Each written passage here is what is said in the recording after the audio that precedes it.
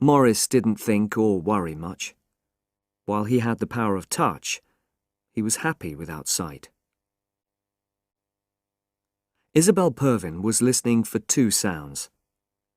For the sound of wheels on the drive outside, and for the noise of her husband's footsteps in the hall.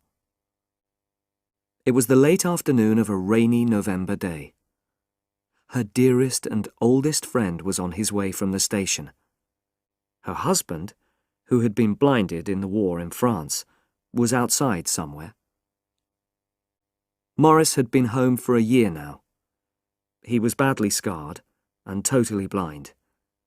But they had been very happy. Grange Farm was Morris's own place. The farm workers lived at the back of the house, while Isabel lived with her husband in the comfortable rooms at the front. They had spent most of their time alone together since his return. They talked and sang and read together. She wrote short pieces for a newspaper, and he did some work on the farm. Simple work, it is true, but it gave him satisfaction. He milked the cows and looked after the pigs and horses. Life was still very full for the blind man, peaceful in darkness. With his wife, he had a whole world, rich and real. But sometimes their happiness left them. In that silent house, Isabel sometimes felt she was going crazy. And sometimes her husband became despairing. She tried then to force the old cheerfulness to continue, but the effort was almost too much for her. At such times, she would give anything, to escape. She looked for a way out. She invited friends. She tried to give her husband some further connection with the outside world. But it was no good. Nobody could understand the depth of the experiences that they had shared in the past year. But now, in a few weeks' time, her second baby would be born. The first had died while her husband was in France. She looked forward with pleasure to the coming of the second, but she also felt a little anxious. The child would take her love and attention, and then, what about Morris? What would he do? It was at this time that Isabel's old friend Bertie Reed wrote to her. All her life he had been her friend, like a brother, but better than her own brothers. She loved him, though not in the same way as the man she had chosen to marry. Bertie was a lawyer, a thoughtful type, with a quick mind. Morris was different. He was slow and sensitive, a big, heavy man. The two men had never been close. Isabel thought they should like each other, but they did not. So when Morris was going out to France, she wrote to Bertie saying that she must end her friendship with him. For nearly 2 years there had been no communication between the two friends. Then a little note came from Bertie. He wrote of the real pain he felt about Morris's blindness. Isabel felt a nervous excitement again, and she read the letter to Morris. "Ask him to come down," he said. "Ask Bertie to come here?" "Yes, if he wants to." Isabel thought about this. "I know he wants to," she replied. "But what about you, Morris? How would you like it?" "I should like it." "Well, in that case... But I thought you didn't care for him." "Oh, I don't know. I might think differently of him now," the blind man replied.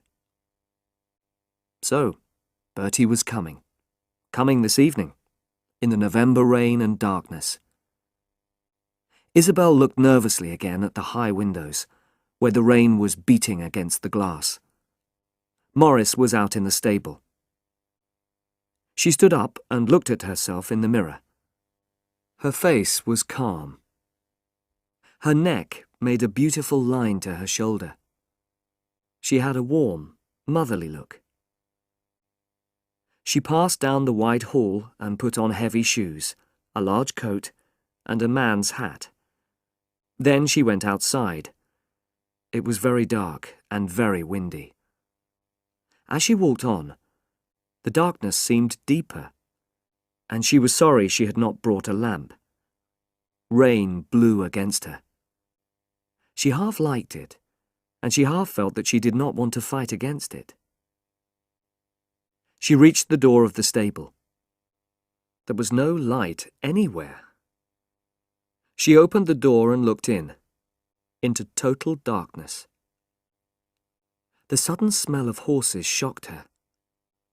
She listened, but could only hear the night and the restless movement of a horse. "Morris?" she called softly. "Morris, are you there?" Nothing came from the darkness. The rain and the wind were blowing in, so she entered and shut the door. She was conscious of the horses, though she could not see them, and she was afraid. Then she heard a small noise in the distance. It was Morris, in the other part of the stable. The low sound of his voice as he spoke to the horses came to her in the darkness. She called quietly, "Morris? Morris, dear?" "Yes," he answered. "Isabel?" She saw nothing, and the sound of his voice seemed to touch her. "Won't you come in, dear?" she said. "Yes, I'm coming. Just half a minute." "Bertie hasn't arrived yet, has he?" "Not yet," said Isabel. She wanted him to come to her. When she could not see him, she was frightened of him. "Bertie won't much enjoy the drive in this weather," he said, as he closed the door. "No, he won't," said Isabel calmly, watching the dark shape at the door. "Give me your arm, dear." Isabel was pleased to be back in the house. She was a little afraid of him out there in the darkness. In the hall he sat down heavily. As he bent down to take off his boots, he didn't seem blind. When he stood up, the blood rushed to his face and neck, and she didn't look at his eyes. He went away upstairs. She saw him go into the darkness. He did not know that the lamps upstairs were not lit. She heard him in the bathroom. Morris moved around almost unconsciously. He seemed to know where things were before he touched them. He didn't think much or worry much.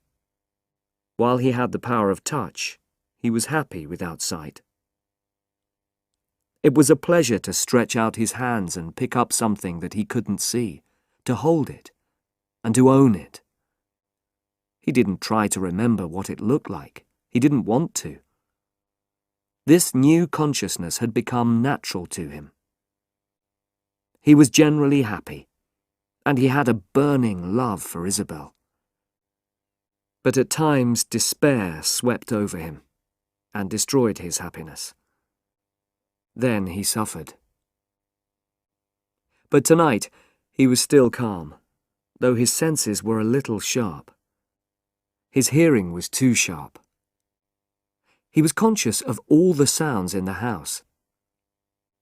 As he went to his room, he heard a vehicle arrive. Then came Isabel's voice, like a bell ringing. "Is it you, Bertie?" And a man's voice answered out of the wind. "Hello, Isabel. There you are. You're looking as fit as ever." "Oh, yes," said Isabel. "I'm very well. How are you? Rather thin, I think." "Worked to death, but I'm all right." "How's Morris? Isn't he here?" "Oh, yes. He's upstairs, changing his clothes." "Yes. He's well." They moved away. Morris heard no more, but a childish sense of despair had come over him. He felt shut out, like a child in the company of adults. He dressed himself and went downstairs. Isabel was alone in the sitting room. She watched him enter. "Did you hear Bertie come, Morris?" she said. "Yes. Isn't he here?" "He's in his room. He looks very thin and tired." Bertie came down. He was a little dark man with a very big forehead, thin hair, and sad, large eyes. He had strange short legs. Isabel watched him pause at the door and look nervously at her husband. Bertie went across to Morris. The blind man put his hand out, and Bertie took it. Isabel watched them anxiously, and then looked away again. "Come," she said. "Come to the table.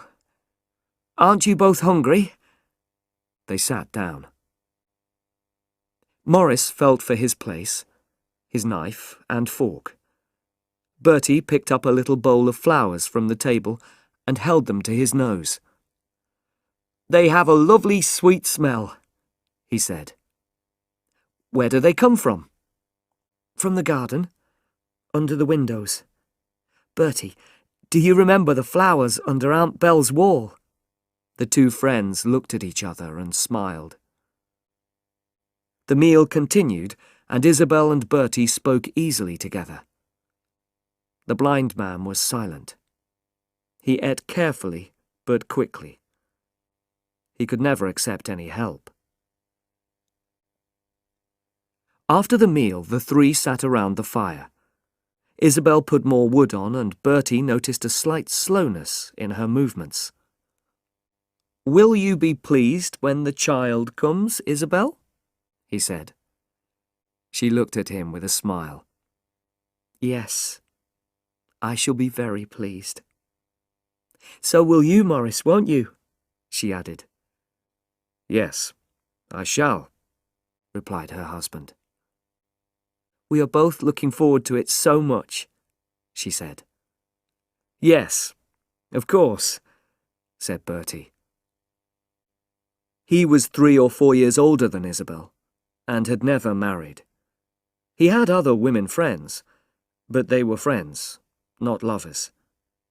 If they seemed to come too close, he pulled away.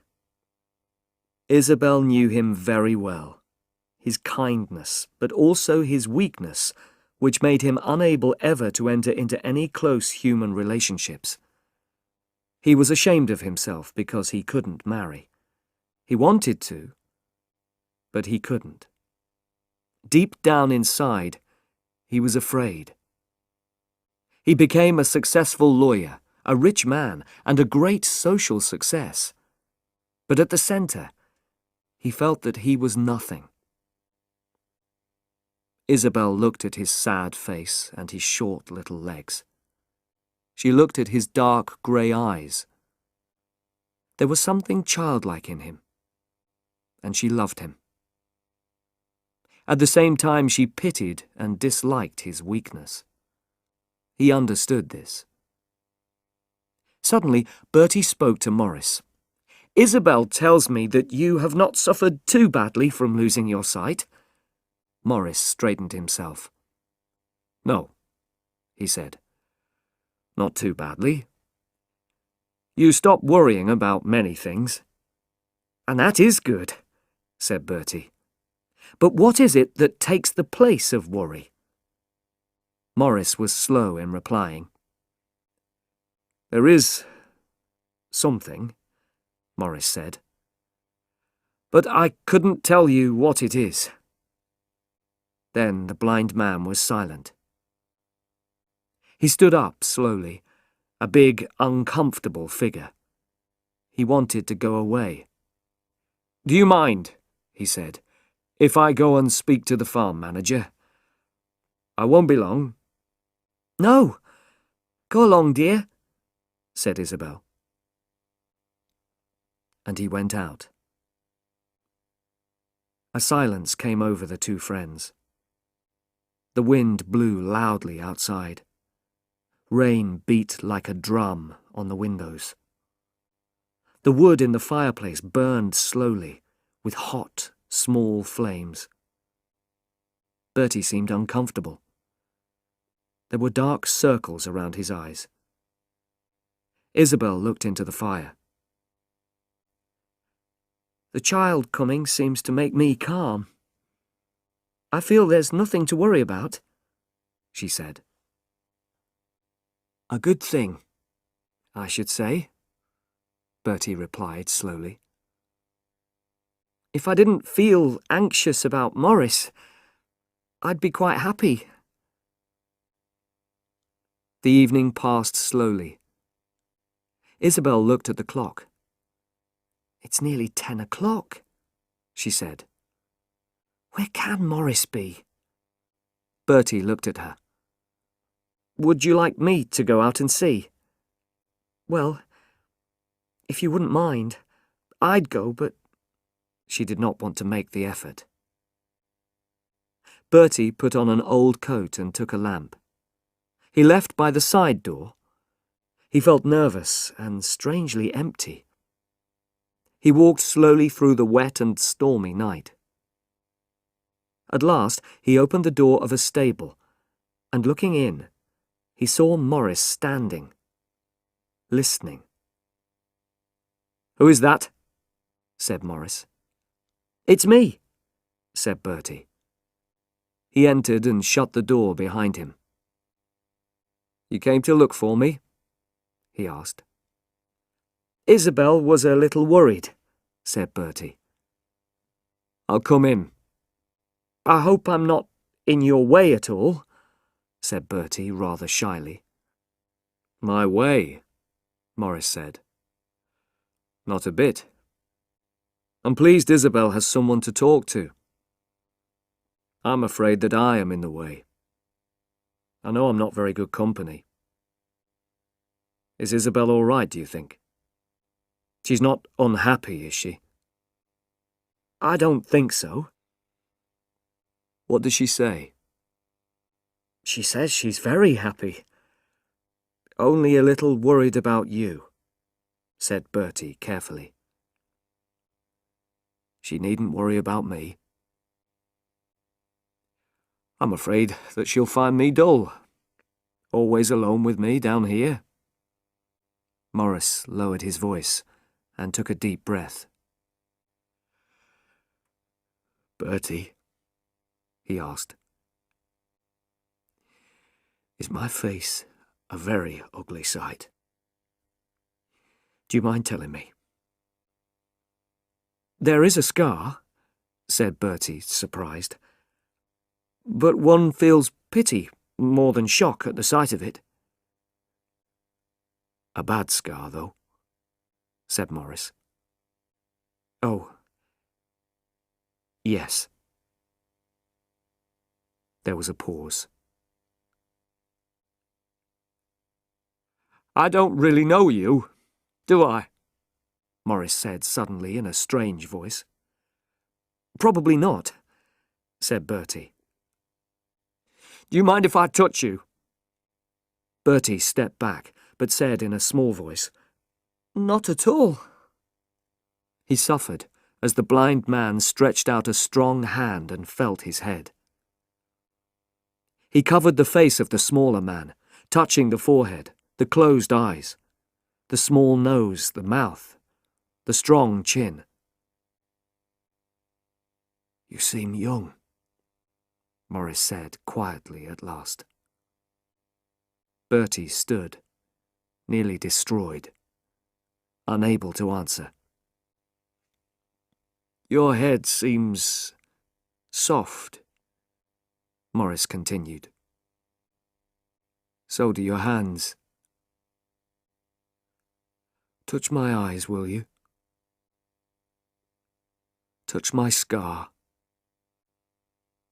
Bertie was sickened by the idea, but he was under the power of the blind man. He lifted his hand and touched the scar. Morris suddenly covered it with his own hand, pressed the fingers of the other man onto his scarred eyes. He stayed in this position for a minute or more, while Bertie froze, helpless. Then, suddenly, Morris took the other man's hand away and stood holding it in his own. "Oh, my God," he said. "We shall know each other now, shan't we? We shall know each other now." Bertie could not answer. He looked at the blind man silently and in terror, despairing at his own weakness. He knew that he could not answer. He had an unreasonable fear that the other man would suddenly destroy him. Morris was actually filled with a burning desire for friendship, and Bertie only wanted to escape. "It's all right now, as long as we live. We're all right together now, aren't we?" Morris said. "Yes," said Bertie. Morris turned to pick up his coat. "Come," he said. "We'll go to Isabel." Bertie took the lamp and opened the door. The two men went in silence. Isabel heard their footsteps and looked up anxiously as they entered. There seemed a strange happiness in Morris. Bertie looked tired. His eyes were darker than before. "What is it?" she asked. "We've become friends," said Morris. She looked at Bertie. He met her eyes with a despairing look. "I'm so pleased," she said, confused. "Yes," said Morris. Isabel took his hand with both of hers and held it tight. "You'll be happier now, dear," she said. But she was watching Bertie. She knew that he had one desire: to escape from this friendship which had been forced on him.